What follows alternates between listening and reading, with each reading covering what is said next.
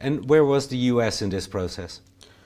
Well, the US was in the United States. अगर इस वक्त जंग नहीं हो रही ना, तो इसलिए नहीं कि ट्रंप ने कह दिया, ट्रंप के वालिद साहब ने भी कहा होता ना, उसके अब्बाजान ने भी। तो जिस शख्स का नाम मोदी है और जो उसके गिरदो नवा में पाए जाते हैं, वो किसी ट्रंप श्रम्प को कुछ नहीं समझते। और इधर सीज फायर पर ट्रंप के दावे को विदेश मंत्री एस जयशंकर ने खारिज किया है।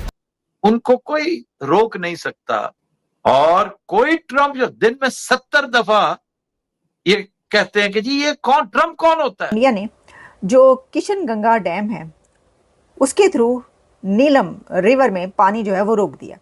मुझे ये बताएं कि अगर वो डीएस्केलेट नहीं करें, फिर अगर वो बॉर्डर्स के ऊपर फौजियों रखें और 6 महीने रख लें, वो तो रख सकते हैं, उनके पास पैसे हैं। और फिर उसके साथ साथ उन्होंने जो एक इम्पॉर्टेंट बात की है ना, वो ये कहते हैं कि भारत के ऊपर कभी भी अब दहशतगर्दी का अटैक हुआ तो भारत फिर हमला करेगा। तो वो इस वक्त तैयारी में है, वो इस वक्त अपने मामलात कर रहे हैं। लेकिन जो एनवायरनमेंट आप रीड करते हैं, अब देखिए हमारा डेलीगेशन जो जा रहे हैं उसको कंपेयर करें इंडियन डेलीगेशंस के साथ, ठीक, वो 7 डेलीगेशन है और 33 मुल्कों में जा रहे हैं। ठीक है, तो starting with field marshal, fooled marshal, fried marshal. हमारे मीडिया ने तो 71 में जो ब्लेटेंट रिपोर्टिंग की थी, सरीहन झूठ बोलते रहे। नरेंद्र मोदी उनकी तरफ से ये खिताब इस बात की अक्कासी करता है कि पाकिस्तान और हिंदुस्तान अभी भी जंग के धाने पर मौजूद हैं। जय हिंद दोस्तों, a very warm welcome to Hindustan special channel. विदेश मंत्री एस जयशंकर ने एक डच चैनल को दिए इंटरव्यू में भारत और पाकिस्तान के बीच अमेरिका की मध्यस्थता के दावे को खारिज कर दिया है। उन्होंने कहा कि पहलगाम में आतंकी हमले का मकसद धार्मिक उन्माद पैदा करना था। पाकिस्तानी सेना प्रमुख कासिम मुनीर एक धार्मिक कट्टरपंथी शख्स है। एस जयशंकर ने कहा कि मुनीर ने अपने कई बयानों में इसको जाहिर किया है। एस जयशंकर ने ऑपरेशन सिंदूर पर बात करते हुए कहा कि उस समय कई देश हमारे संपर्क में थे। उन्होंने स्पष्ट शब्दों में कहा कि युद्ध विराम यानी सीज फायर भारत और पाकिस्तान के बीच सीधी बात के बाद तय हुआ।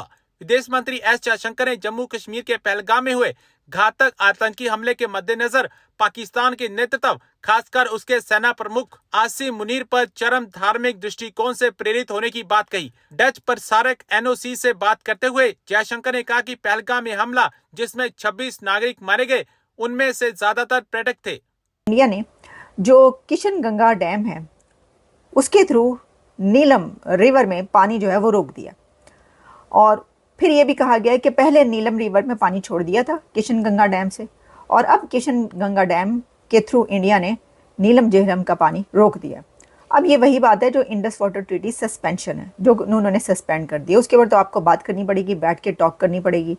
ये तो ज़रा बड़ा मामला है, इसके ऊपर बात किए बगैर तो काम नहीं बनेगा। आज उन्होंने खिताब में इसी चीज़ को है वो दोबारा दोहराया है कि हम जो है अब वो पीछे रुकने वाले या हटने वाले नहीं है। भारत के अंदर अब कोई भी दहशतगर्दी का वाक़या होगा तो भारत दोबारा उनके ऊपर हमला करेगा जो इन्वॉल्व होगा। तो गोया ये जो भारत के अज़ाइम हैं, एक तरफ वो एक जो प्राइम मिनिस्टर हैं वो पब्लिकली उनके दोबारा से उन्होंने वो किया है कि जो एक अमन है वो एक लॉन्ग लास्टिंग, जो बज़ाहिर इसका लगता है इस रीजन में जो साउथ एशियन रीजन है उसमें शायद ये अब वो लॉन्ग लास्टिंग एक वो नहीं होगा। कभी भी छोटी सी एक चिंगारी भड़काई जाएगी, नॉन स्टेट एक्टर्स भी अगर ये चाहे वो उसमें हो, तो ये मेरा ख्याल है एक जो रीजन है ये इसको एक वोलेटाइल किस्म का इन्होंने वो बना दिया है। और ये जो मोदी की आज की तकरीर है उससे मैं नहीं समझता कि ये कोई अच्छे जो है वो कोई आगे फ्यूचर के लिए वो कोई नज़र आ रहे हैं।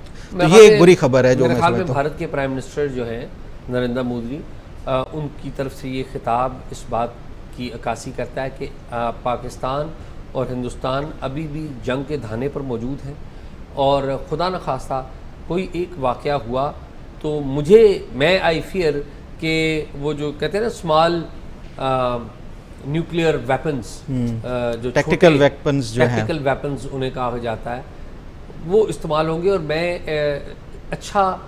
अच्छा नतीजे नहीं देख रहा। मैं इस बुरे माहौल में आग को बढ़ता हुआ देख रहा हूँ। लेकिन at the same time I wish and I pray कि ये इससे कोई आलमी जो बरादरी है, अमेरिका हो गया और पर्टिकुलरली शी जिनपिंग, वो इस पे ज़ाती तवज्जो दें और डी एस्केलेट ही ना करवाएं, बल्कि डी एस्केलेशन के साथ साथ दोनों अतराफ को टेबल पे हमारे बिठाए। मीडिया ने तो 71 में जो ब्लेटेंट रिपोर्टिंग की थी, सरीहन झूठ बोलते रहे, उस पे कभी माजरत नहीं की, कभी माफी नहीं मांगी।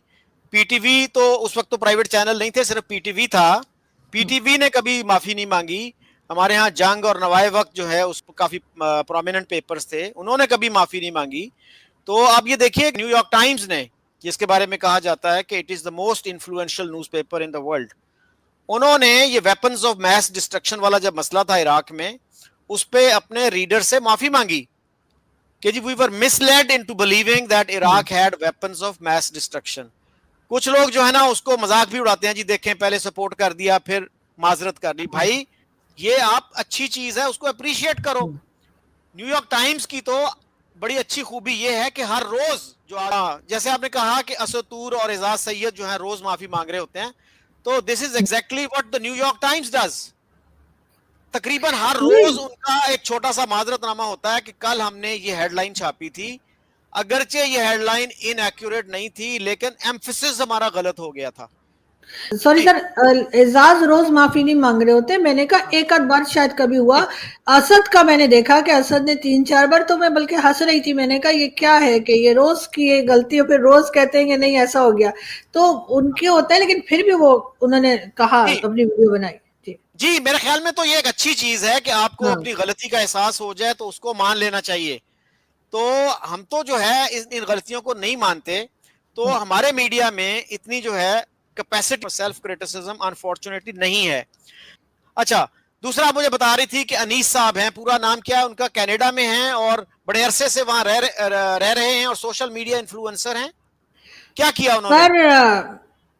सर वो जर्नलिस्ट कहते हैं अपने आप को, वैसे मुझे नहीं पता कि मतलब कराची से शायद बिलोंग करते हैं, कनाडा में काफी टाइम से।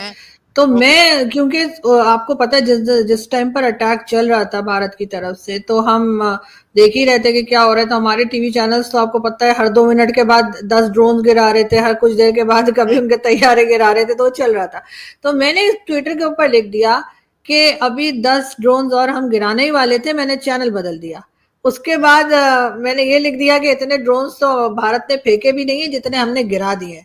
वो वहां पर आए और उन्होंने आके कहा कि ये देखो ये पाकिस्तान में बैठ के कैसी बातें कर रही, और इसको कोई देखता नहीं है, इनके ऊपर कोई कार्रवाई या कोई एक्शन नहीं होता। तो मुझे बहुत अजीब लगा। मैंने कहा भाई मैंने ऐसा क्या कह दिया कि आप जिसके ऊपर मेरे ऊपर इतना एलिगेशन लगा रहे हैं, जबकि वो कनाडा में रहते हैं। और कनाडा में रहकर आप, मतलब जिसे हम लोग यहाँ पे कहते हैं कि बूट पॉलिशी है, वहां पर भी पाए जाते हैं। ये मुझे पहली बार पता लगा। लेकिन लोग इस तरह की बातें कर रहे थे। सर हमारा मीडिया भी जिस तरह खबर दे रहा था,